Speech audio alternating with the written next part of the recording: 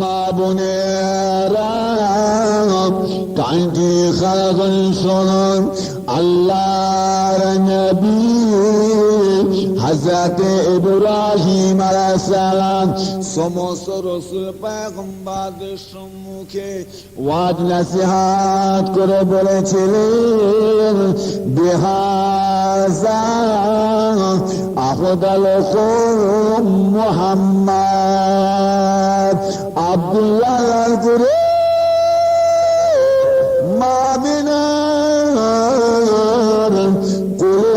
চাঁদ করে জানাকে আল্লাহ রব্বুল আলামিন পাঠিয়েছেন, যিনি তামাম নবীদের ইমাম হয়েছেন।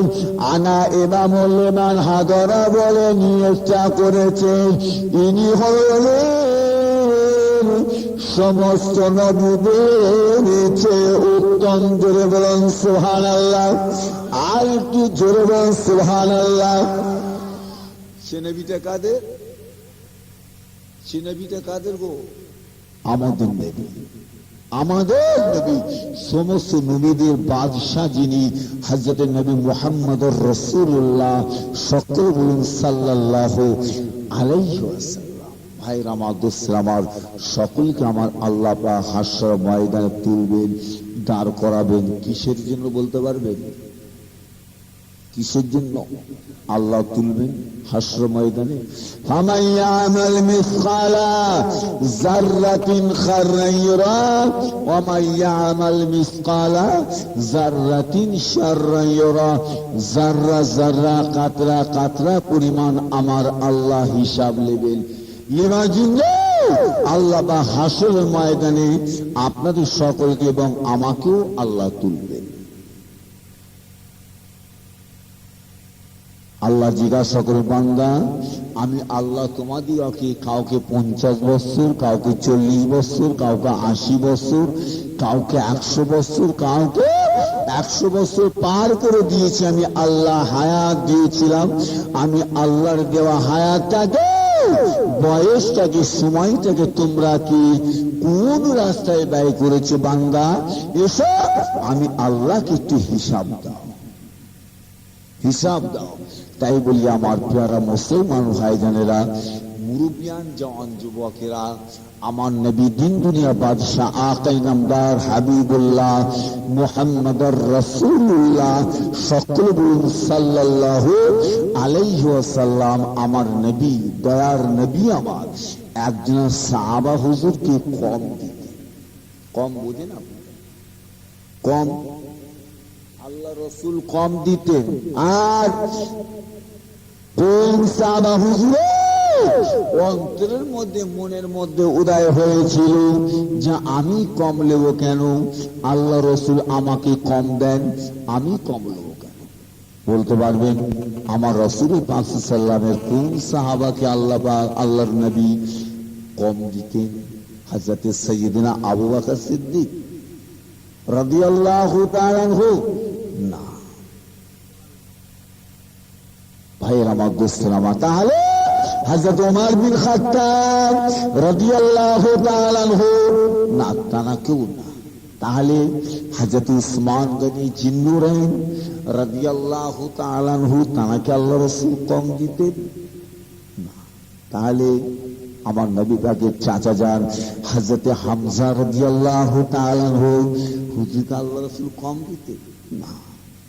ও আমার ভাইজানেরা, ও মুরব্বিয়ান বোনেরা, ও জওয়ান যুবকেরা, ও আমার মা বোনেরা, কানটি খারাপ করে শুনুন না। না না, হযরত হামজা হুজুরকে আল্লাহর নবী কম দেন না। তাহলে কোন হুজুরকে? হযরত আবু যর গফফারি রাদিয়াল্লাহু তাআলা আনহু, তাকে আল্লাহ রাসূল কম দিতেন না। তিনি এমনই একজন সাহাবা। আমি যদি নাম বলে দিই, এখানে যে কটা ভাইজান আমার বসে আছেন, জওয়ান যুবক মুরব্বী, আশা করি আল্লাহর কাছে সকলেই তাকে জানেন, তার নামটা শুনেছেন। পর্দার আড়ালে আমার মা বোন রয়েছেন, তারাও আশা করি আল্লাহর কাছে তারাও জানেন। তাহলে কোন সাহাবা? আমার নবী, দয়ার নবী আমার সাহাবাকে হুকুম করে, আমার সাহাবাগণেরা, আমার সাহাবীগণেরা, বাবার এদিকে এসো, জিহাদ ফি সাবিলিল্লাহ, আল্লাহর রাস্তায় জিহাদ করো। একমাত্র আল্লাহ, আল্লাহ রসুলকে, আল্লাহর দ্বীনকে, আল্লাহর ইসলামকে, কোরআনকে প্রতিষ্ঠিত করার জন্য জিহাদ ফি সাবিলিল্লাহ। বেরিয়ে বলো, চলে এসো। একে একে একে একে সমস্ত সাহাবা হুজুরগণ আল্লাহর নবী, দয়ার নবীর দরবারে জমা হতে লাগলেন। জুড়ে বলুন তো সুবহানাল্লাহ। জমা হতে লাগলেন। কোন সাহাবা হুজুরের হাতে তলোয়ার, কারো হাতে ঢাল, কারো হাতে তীর ধনুক, কারো হাতে বল্লাম, কারো হাতে মিজান নিয়ে একে একে আমার নবী পাকের দরবারে জমা হতে লাগে। জমা হতে আল্লাহ রসুল, দয়া নবী আমার সেই সমস্ত সাহাবাদের সঙ্গে করে গিয়ে আল্লাহ রসুল জিহাদের ময়দানের দিকে আগিয়ে আগিয়ে চলে যান। সকলের আগে আল্লাহ রসুল, দয়া নবী আমার যান। সকলের আগে আল্লাহ রসুল থাকেন, শত আগে আল্লাহর নবী হেঁটে হেঁটে হেঁটে হেঁটে আল্লাহ রসুল ঘোড়ার পিঠে, উটের পিঠে সওয়ার হয়ে আল্লাহ রসুল জিহাদের ময়দানের দিকে যান। সমস্ত সাহাবায়ে কিরাম হুজুরগণেরা আমার রাসূল পাক সাল্লাল্লাহু আলাইহি ওয়াসাল্লামের পিছনে পিছনে পিছনে পিছনে জিহাদের ময়দানের দিকে আগিয়ে যান। কোরআন পাকে আমার আল্লাহ ফরমাচ্ছেন, ইল্লাল্লাযীনা হাজারু ওয়া জাহাদু ফী সাবিলিল্লাহ, ইল্লাল্লাযীনা হাজারু ওয়া জাহাদু ফী সাবিলিল্লাহ। यही है वो लोग जिन्होंने मार खाई मेरे राह में, उसी के लिए बदर्जे मेरे यहाँ। अल्लाह बोले, इल्लल्लज़ीना हाज़रू वजाहदू फी सबिलिल्लाह, यही है वो जिन्होंने मार खाई मेरे राह में। আল্লাহ বলেন, যারা আল্লাহ রাস্তায় মার খেলো, জিহাদ করলো, কুরবান হলো, শহীদ হয়ে গেল, মারা গেল, আমার আল্লাহ ফরমাচ্ছেন ওই ব্যক্তি, ওই সমস্ত বান্দাদের জন্য আমি আল্লাহ দরবারে উচ্চ দরজা, মাকাম, স্থান আমি আল্লাহ রেখে দিয়েছি। একটু জোরে সুরে বলুন না সুবহানাল্লাহ। ভাইরা মুআজ্জির, আমার সাহাবা হুজুরগণকে আল্লাহ রসুল ডাক দিয়েছে কিসের জন্য? জিহাদের জন্য। এখন বলুন তো ভাইজান, জিহাদের ময়দানে হাতে হাত ধরে পাঁচরাপাঁচি করার খেলার ব্যাপার আছে ওখানে, না তলোয়ার, তীর, ঢাল, ধনুক, বল্লাম নিসাবের ব্যাপার? বলতে পারে? সাহাবায়ে কিরাম হুজুরগণ জানেন যে জায়গায় আল্লাহ রসুল আমাদের আহ্বান করেছেন, জিহাদের ময়দানে যেতে বলেছেন, আমরা জিহাদের ময়দানে এসেছি, হাজির হয়েছি। সাহাবা হুজুরগণ জানেন না যেখানে হাত ধরে পাঁচরাপাঁচির কারবার নাই গো, এই জায়গায় হলো তলোয়ারের ব্যাপার, ঢালের ব্যাপার, তীর ধনুকের ব্যাপার। সাহাবা হুজুরগণ জানেন তলোয়ার চালাতে চালাতে ইসলামের শত্রুরা, কুফারেরা, কাফের বেদিনেরা তলোয়ার চালাতে চালাতে একটা সেকেন্ড যদি সময় পেয়ে যায়, এক সেকেন্ডের মধ্যে সাহাবায়ে কিরাম হুজুরদের গর্দানকে দুখণ্ডিত করে দেবে। সাহাবা হুজুরগণ জানেন না? আমার ভাইজনের, আপনাদের কি খারাপ লাগছে নাকি আমার কথা? রাগ করছেন নাকি? ভুল বুঝলেন এখনই? এখন তো অনেক দেরি, সময় বাকি আছে। এখনই যদি ভুল বুঝলেন তা কিছু করার তো নেই। কথা বুঝেছেন? আল্লাহ নবী, দয়ার নবী যখন ডাক দিয়েছে, সাহাবা হুজুরগণ জানেন, জানা সত্ত্বেও কিন্তু সেদিকে আগিয়ে যাচ্ছেন। তারা যাচ্ছেন, জানেন যে আমরা জিহাদের ময়দানে যাচ্ছি, বিকাল হলে আমাদের জান চলে যাবে। জানা সত্ত্বেও কিন্তু তারা যাচ্ছেন, হাজির হয়েছেন, জিহাদ যুদ্ধ করেছেন। কিসের জন্য? একমাত্র আল্লাহকে আল্লাহর দ্বীনকে, কোরআনকে, নবী মুহাম্মদ সাল্লাল্লাহু আলাইহি ওয়াসাল্লামকে প্রতিষ্ঠিত করার জন্য জিহাদ করে গিয়েছেন। জোরে বলুন একটু সুবহানাল্লাহ। কথা বুঝেছেন ভাইয়ের আমার, দোস্ত আমার, যুদ্ধের ময়দান যখন চালু হয়ে যায়, আল্লাহ পাক রব্বুল আলামিন মুসলমানদের যুদ্ধে আমার আল্লাহ ফতে দেয়।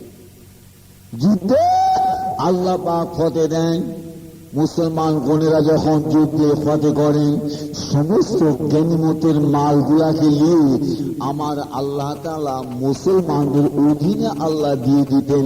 একটু জোরে বলুন না সুবহানাল্লাহ। আল্লাহর নবী, দয়ার নবীর সাহাবায়ে কেরাম, হুজুর গণেরা ওই সমস্ত গনিমতের মালগুলাকে নিয়ে আল্লাহর নবী, দয়ার নবী জমাত দরবারে জমা করেন, ঢেরি করে দেন, একত্র করে রেখে দেন, আল্লাহ রাসূলের দরবারে জমা করেন। আমার নবী, দয়ার নবী আমার ওই সমস্ত গনিমতের মালগুলাকে নিয়ে আল্লাহ রাসূল সালাসা, কথা বুঝতে পেরেছে কি বললাম বলুন? সালাসা, সালাসা মানে কয় ভাই? সালাসা মানে কয় গো? আরে রে ভাই, আশ্চর্যের কথা, সহজ জিনিস বললাম, একটু তো আল্লাহ করে আপনারা কি কি হোক আর নাই হোক, নামাজের তত্ত্ব তো আমরা তো করি না কি গো, বছরে একবার হোক আর দুবার, পাঁচবার, সাতবার হোক, আমরা তো নামাজ পড়ি না ভাই। সালাসা মানে তাহলে কয় হলো? সালাসা মানে তিন, মানে মাগরিবের 3 রাকাত নামাজ আছে না ফরজ, নিয়ত করে কি সালাসা, তাই না? আর হচ্ছে একটা আপনার আর একটা নামাজ আছে 3 রাকাত নামাজ, সেটা কোন নামাজ বলুন তো?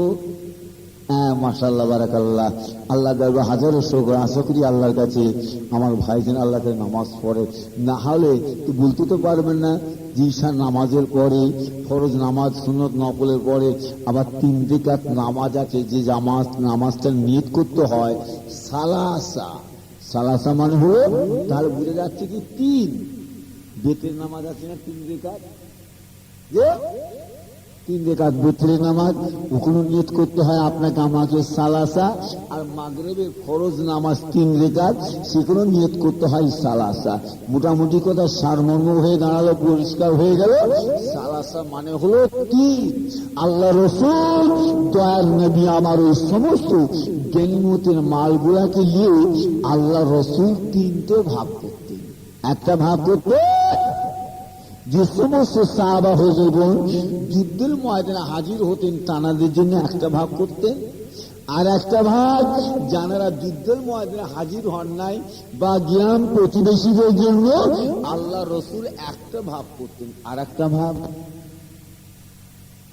এটা দুটো হলো। আমি কটা বলেছি ভাই? 3টে। তার মানে 3টের মধ্যে আমার 2টো বলা হয়ে গেছে, এখন আর একটা বাকি আছে। আর একটা ভাগ আল্লাহ রাসূল কাদের জন্য রাখতেন? কিসের জন্য রাখতেন? জিহাদ ফি সাবিলিল্লাহ, আল্লাহ রাস্তায় জিহাদ করার জন্য আল্লাহ রাসূল এক ভাগ রেখে দিতেন। এই 3 ভাগ। যাই হোক আমার ভাইজানেরা, ইমানদার আল্লাহওয়ালা ভাইজানে ভালো করে বুঝুন, আল্লাহ রাসূল দয়ার নবী আমার ওই সমস্ত গনিমতের মালগুলাকে নিয়ে যে সমস্ত সাহাবা হুজুরগণ যুদ্ধের ময়দানে হাজির হতেন, আল্লাহ রাসূল গনিমতের মাল তানাকে যতটা দিতেন, আর যারা যুদ্ধের ময়দানে হাজির হন নাই তানারা ঘরও আল্লাহ রাসূল গনিমতের মাল ততটা পরিমাণই দিতেন। ওরই মধ্যে দেখা যায় একজন সাহাবা হুজুরকে কম দেয়, কম, এবং তিনি বলেন আমি কম নেব কেন, আমি তো অন্যান্য সাহাবাদের মতন একজন। আল্লাহ রাসূল দয়ার নবী আমার যখন জিহাদের জন্য ডাক দেন, সমস্ত সাহাবা হুজুর হাজির হয়ে থাকে, আমিও সমস্ত সাহাবাদের মতন আমিও আখসার যুদ্ধের ময়দানে হাজির হয়ে থাকি। অতএব অন্যান্য সাহাবাদের মতন আমিও তো গনিমতের মাল সমান পাবার অধিকারী, আমি কেন কম দেব? আল্লাহ রাসূল দয়ার নবী আমার সাহাবা হুজুর মনের মধ্যে কথাটা যখনই উদয় হয়েছে, আমার নবী দয়ার নবী আমার বুঝতে পেরে গেছেন। জুড়ে বলুন না সুবহানাল্লাহ। আর জুড়ে বলা যাবে না সুবহানাল্লাহ। আমার আল্লাহ পাক রব্বুল আলামিন কুরআন পাকের মধ্যে ফরমাচ্ছেন, ওয়া মা ইয়ানতিকু আনিল হাওয়া ইন হুয়া ইল্লা ওয়াহয়ু ইউহা। আয় আমার বান্দাগণেরা, আয় আমার বান্দিগণেরা, না আমার হাবিব, আমার বন্ধু, আমার দোস্ত না, তিনি তিনার নিজের মন গড়া কোনো কথা, মন গড়া কোনো কাজ করেন নাই। যতক্ষণ পর্যন্ত আল্লাহ বলেন আমি আল্লাহ আমার হাবিবকে বলে না দিই, আমি আল্লাহ আমার হাবিবকে বলে দেওয়া সত্ত্বে সেই কথাটা তোমাদের বলে দেন, ওমা ইয়ানতিকু আনিল হাওয়া ইন হুয়া ইল্লা ওয়াহয়ু ইউহা। কোরআন শরীফের মধ্যে আছে না নাই তো? ও আমার ভাইজানেরা বলুন একটু, আছে না? কোরআন পাকের মধ্যে আয়াতটা আছে। এই আয়াতের মানে হলো আল্লাহ বলছেন আমার হাবিব তিনি তিনার নিজের মন গড়া কথা বলেন নাই, আমি আল্লাহ আমার হাবিবকে বলে দিই, তবে সেই কথাটা তিনি তোমাকে বলবেন।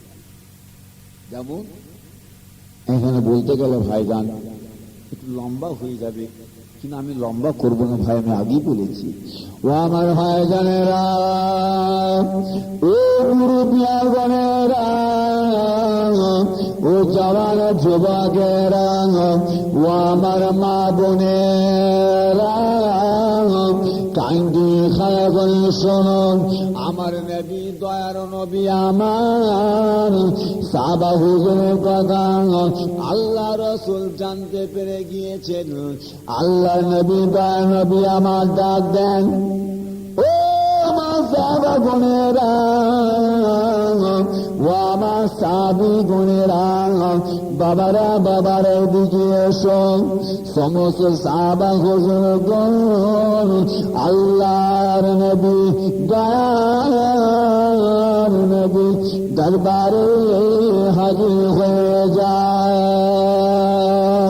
আল্লাহ রসুল দয়ার নবী আমার সমস্ত সাহাবা হুজুরদের দিকে লক্ষ্য করে আল্লাহ রসুল কয়েকটা কথা বলেছিলেন, আমার সাহাবা গণেরা, আমার সাহাবী গণেরা, আমার অনুচর গণেরা, বাবারা বাবারা, মনে করেলেন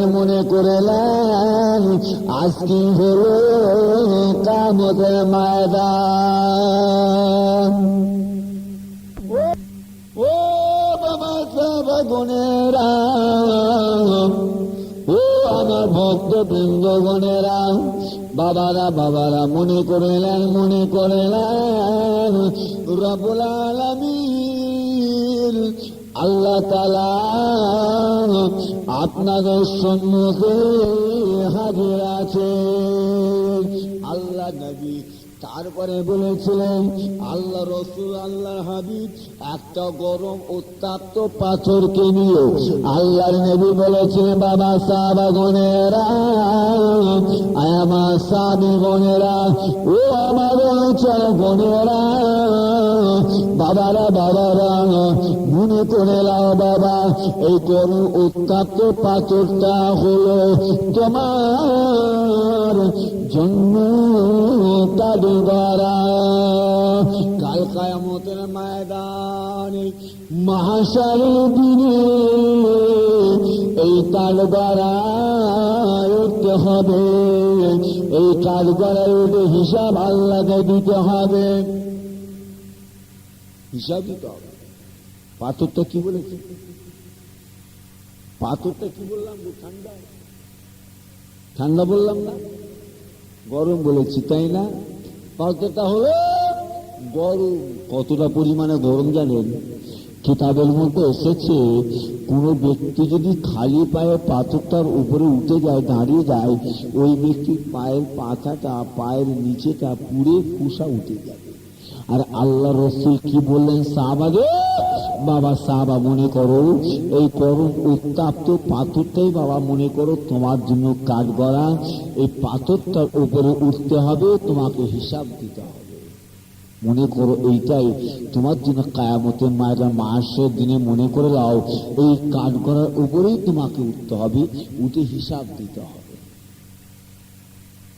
আল্লাহ রসুল দয়ার নবী আমার একজন সাহাবাকে হুকুম করলেন, বাবা সাহাবা না, এই পাথরটার উপরে উঠে যান, পাথরটার উপরে উঠে হিসাব দিয়ে যান। মনে রেখো বাবা সাহাবা, যতদিন পর্যন্ত তোমার হিসাব দেওয়া কমপ্লিট না হবে ততদিন পর্যন্ত কিন্তু তুমি ওই পাথরটার উপরেই দাঁড়িয়ে থাকো, নামবে না, নিচে নামবে না। মানা আল্লাহ রসুল করে দিলেন। একজন সাহাবা হুজুর আমার উঠে গেলেন পাথরটার উপরে। পাথরটা কিন্তু জেনে রাখবেন গরম, কতটা পরিমাণে গরম বলেছি সেটাও খেয়াল রাখবেন। আল্লাহ রসুল নবী আমার হুকুম করার সঙ্গে সঙ্গে আল্লাহ রসুলের একজন সাহাবা হুজুর খালি পায়ে গরম পাথরটার উপরে উঠে গেলেন। উঠে যাওয়ার সাথে সাথে আল্লাহ রসুল বলেন, বাবা সাহাবা, ও বাবা সাহাবা, তুমি হিসাব দিয়ে যাও, তুমি বলে যাও, হিসাব দিয়ে যাও। যতদিন পর্যন্ত তোমার হিসাব দেওয়া কমপ্লিট না হবে ততদিন পর্যন্ত তুমি কাঠ গড়ার পাথরটার উপরে দাঁড়িয়ে থাকো। সাহাবা হুজুর আমার নামতে পারছেন না, কথা বুঝতে পেরেছেন? সাহাবা হুজুর আমার হিসাব দিয়েই চলেছেন। পাথরটা কিন্তু গরম পাথরটার উপর দাঁড়িয়ে আছে। কতটা পরিমাণে গরম সেটাও কিন্তু ভাইবেন। আপনাদের বললাম যে কিতাবের মধ্যে এসেছে পাথরটা এতটা পরিমাণে গরম যে কোনো ব্যক্তি যদি খালি পায়ে পাথরটার উপর উঠে দাঁড়িয়ে যায়, ওই ব্যক্তির পায়ের পাতাটা, পায়ের নিচেটা পুরো খোসা উঠে যাবে। কথাটা আমার বুঝতে পেরেছেন? আর আল্লাহ রসুল সেই পাথরটার উপর একজন সাহাবাকে হুকুম করেছেন। সাহাবা হুজুর আমার দাঁড়িয়ে আছেন, হিসাব দিয়েই চলেছেন, নামতে পারছেন না, কারণ যেহেতু হিসাব দেওয়া কমপ্লিট হচ্ছে না। হিসাব দেওয়া যখনই শেষ হওয়ার সাথে সাথে সাহাবা হুজুর আমার নেমে গেলেন। জোরে বলুন সুবহানাল্লাহ, আর যদি বলেন না সুবহানাল্লাহ। আল্লাহ রসুল নবী আমার আরো একজন সাহাবাকে হুকুম করলেন, ও বাবা সাহাবা, বাবা মনে করে নাও এটা তোমার জন্য হলো, মনে করো এটাও তোমার জন্য হলো কাঠ গড়া। এই কাঠ গড়ার উপর উঠতে হবে, তোমাকে হিসাব দিতে হবে। বাবা যাও, পাথরটার উপরে উঠে যাও। সাহাবা হুজুর আমার পাথরটার উপরে উঠে গেলেন। আল্লাহ রসুল দয়ার নবী আমার সেই সাহাবা হুজুরকেও বলেন, বাবা সাহাবা যাও, হিসাব দিয়ে যাও। তোমার হিসাব যতদিন পর্যন্ত দেওয়া কমপ্লিট না হবে, শেষ না হবে, ততদিন পর্যন্ত কিন্তু তুমি পাথর থেকে, কাঠ গড়া থেকে নামতে পারবে না।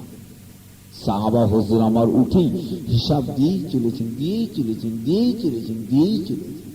নামতে আর পারছেন না। হিসাব দেওয়া যখন শেষ তখনই নেবে। ও আমার ভাইরা, ও মুরব্বিয়ার বোনেরা, ও জওয়ান যুবকেরা, ও আমার মা বোনেরা, আমার নবী দয়ার নবী আমার, তারপরে মুখের দিকে তাকান। কার মুখের দিকে চেয়ে দেখেন, কার মুখের দিকে তাকান। আমার নবী দয়ার নবী কলিজার টুকরা খাতুনে জান্নাত। যত মেয়ে ছেলে আল্লাহ জান্নাতে যাবে, যত মেয়ে ছেলে আল্লাহ বেহেশতে যাবে, সমস্ত আল্লাহ জান্নাতি মেয়েদের সরদার আল্লাহ জানাকে করেছে। তিনি হলেন আমার নবী, তার নবীর কলিজার টুকরা শেরে খোদা হযরত আলী রাদিয়াল্লাহু তাআলা হুজুরে পাক বিবি সৈয়দুল মাতান মুনি সৈয়দুস সুহাদা নবী বংশের উজ্জ্বল রত্ন হযরত ইমাম হাসান, হযরত ইমাম হুসাইন হলেন পাক আম্মা জান হুজুরে পাক স্বামী অর্থাৎ শের খোদা হযরত আলী রাদিয়াল্লাহু তাআলা আনহু। হুজুরের মুখে দিয়ে আল্লাহ রাসূল চেয়ে দেখলেন। আল্লাহর নবী তাকে চেয়ে দেখে বলেছিলেন, ও বাবা জামাতা, ও বাবা হযরত আলী, বাবা আলী, বাবা আলী, বাবা শোনো শোনো বাবা, বাবা আলী মনে করলেন আজকে হলো কিয়ামতের ময়দান। বাবা আলী, বাবা আলী শোনেন, মনে করলেন রব্বুল আলামিন আল্লাহ তাআলা সম্মুখে হাজির আছেন। বাবা আলী, বাবা আলী শুনে রাখো, মনে রাখো বাবা, এই গরম উত্তাপ্ত পাথরটা বাবা মনে করলেন আপনার জন্য কাঠগড়ায়। ও বাবা আলী, বাবা আলী শোনো শোনো বাবা, বাবা আলী পাথরটার উপরে উঠতে হবে। বাবা আলী শুনে রাখো বাবা, পাথরটা কিন্তু গরম। কি বলেছি, কি বললাম গো? এখন বলুন তো ভাইজান, এই জায়গায় একটা আবার প্রশ্ন করি আপনাদের কাছে। কি ভাইজান খারাপ লাগছে? খারাপ লাগলে বলবেন, প্রসঙ্গ আমি ইনশাআল্লাহ আবার অন্যদিকে নিয়ে চলে যাব, অন্যদিকে নিয়ে চলে যাব। কারণ আমি বলবো আর আপনারা শুনবেন। আপনাদের যদি ভালো না লাগে তাহলে আমার বকাটা বেকার না, বেকার হয়ে যাবে না, বেকার হয়ে যাবে না ভাইজান। সময়টা আমি এইভাবে নষ্ট করে দিতে চাইছি না। অসুবিধা হলে বলবেন, আমি ইনশাআল্লাহ প্রোগ্রাম বক্তব্য আমি অন্য জায়গায় আবার চলে যাব।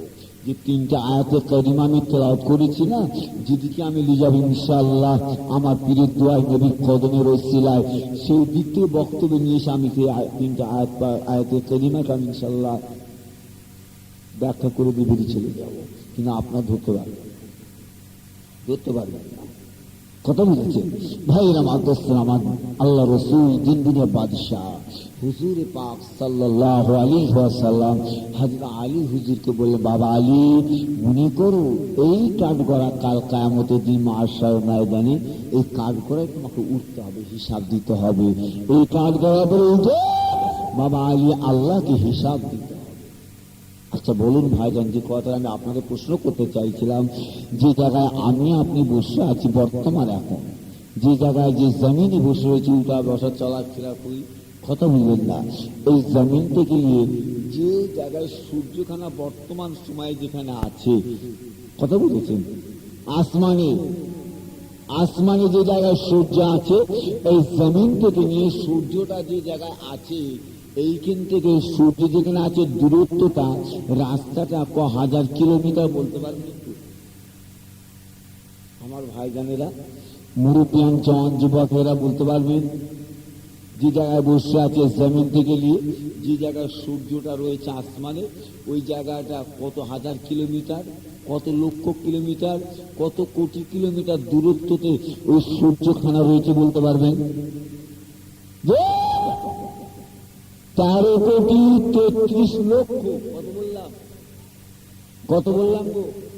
13,33 লক্ষ কিলোমিটার উঁচুতে সূর্য আছে। এখন বলুন ভাইজান, আল্লাহর দিকে চেয়ে বলেন, আমি যে কথাটা বলছি ভাইজান, আমি আপনাদের বোঝাতে চাইছি, বলতে চাইছি, বলুন সূর্যটা যখন বেলা 12টা 1টার সময় আপনার আমার মাথার সোজাসুজি এসে যখন দাঁড়িয়ে যাবে, আপনার আমার ঢালাই করা 3তলা বিল্ডিং এর ছাদটা, 5তলা 10তলা বিল্ডিং এর ছাদটার উপরে যে জায়গাতে সূর্যের রশ্মি, জ্যোতি, আলো, লাইট, ফোকাস যে জায়গায় পড়বে, বা আপনার আমার মার্বেল পাথর বিছানো, কথা বুঝেছেন না, মার্বেল পাথর লাগানো বাড়ি, মজাই করা বিল্ডিং বাড়িটার যে জায়গাটাতে সূর্যখানে এসে পড়বে, ওই সূর্য যেখানে পড়ছে সেই জায়গায় বলুন ভাইজান কেউ আছেন 1 ঘন্টা দাঁড়াতে পারবেন? যে 1 ঘন্টা সূর্যটা বলেছি, কিন্তু ওই জমিন থেকে গেলে যে জায়গায় সূর্যটা আছে 13,33 লক্ষ কিলোমিটার উঁচুতে সূর্যটা আছে। এই এত দূরত্ব উঁচুতে থাকা সূর্যের রশ্মি, জ্যোতি, আলো, লাইট, ফোকাসটা যে জায়গাতে পড়ছে, ওই জায়গাটাতে বেলা 12টা 1টার সময় যখন সূর্য মাথায় এসে যাবে, মাথার গোড়ায়, মাথার সোজাসুজি আসবে, 1 ঘন্টা ওই জায়গায় দাঁড়াবেন আপনার বিল্ডিং এর ছাদটাতে খালি পায়ে। পারবেন? পারবেন ভাইজান? পারবেন না? আরে সূর্য তো বহু দূরে আছে, বহু, তার তাপটা তো গরম হবে কি না? তা পারবেন না।